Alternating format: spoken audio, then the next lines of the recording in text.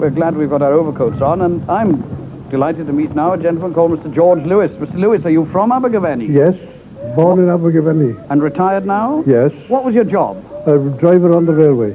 And I started on the old London and North Western. Did you? Yes. Well, where did you used to go then? Well, we used to run the crew and Stafford in those days. Yes. But I was only a cleaner in those days, of course. Ah, so what happened as you went up the ladder? You started as a cleaner. I started as a cleaner, and then I was a call boy. What did he do? Oh, he goes around calling the men in the early hours of the morning. Oh, what they call a knocker-up. Knocker-up. That's right. Yes. That's right, yes. But how did you used to call him? Knock the door. Knock the door. And shout outside. Yes. Get up. Just call their name. So what time did you have to start going round to do that? Well, we used to call the first one at 11:30. In the night? In the night, yes. Ready for the night shift? That's right. Yeah. And then go walking around the town then, all hours, and, well, you go out with a list. Well, yes. quite a 20 or 30 on the list. And that was a call boy? And the call boy. What happened next? Well, then I went away to the services then in the 1st of August, in August 1914. And when I came back, I was a fireman, registered as a fireman. And then how long were you a fireman before you became a driver? Let's see, 1919 to 1939. 20 years on the shovel. But the interesting thing about you, Mr. Lewis, is that you drove the last steam train from Abergavenny to Merthyr. Yes, that's together with another engine. Of course, there were two engines on the train. We had the oldest coal side tank of Mr. Webb's that was in service at the time, and she's still now restored to her old North-Western colours, and she's standing in a castle somewhere in North Wales. Is she really? In the London and North-Western colours.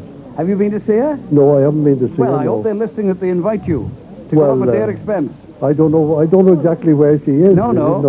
Were there always two engines on the line? No. Because it was a special occasion? No, this was the last little engine in service of her type. Yes. And of course, she couldn't take the train herself, up the bank, as we used to call it the bank, you see. That was a bit of a climb. That's right. One in 35, one in 40. Yeah. One in 40, one in 35, to bring more all the way from Foyst, as we call it. Foyst, yes. That's right. Did you then become a diesel driver? No. I finished on steam. Did you? I've been finished 20 years this year. Good gracious.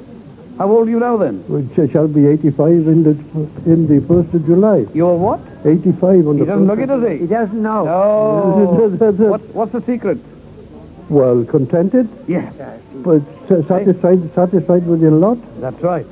What were you saying? I had the privilege of hiring under this driver, and he was one of the best drivers in Abergavenny. Well, how interesting. There's a compliment, isn't it? That's a compliment, yes. Yeah. What made a good driver when you were a fireman then? Well, if you didn't get on with your driver, he could flog the engine, make you work very hard. You shovel tons instead of hundredweight. But George was gentle on the engine, because he's a gentleman, and it was a pleasure to work with him. Well, isn't that nice, George? Well, I used to fire for an old mate years ago. Yes. When I started firing, and he used to say to me at the start of the day's work, George, I won't hurt a hair of her head. Meaning the engine? He meant the engine, of you course. See. And he was so accomplished that he could get the very best out of her with as little effort as possible. That's right. And you were kind to your firemen? Well, try to be workmates. Try to mates together. Absolutely. That's right, yes. George Lewis, it's lovely to meet you. Thank you. Nice to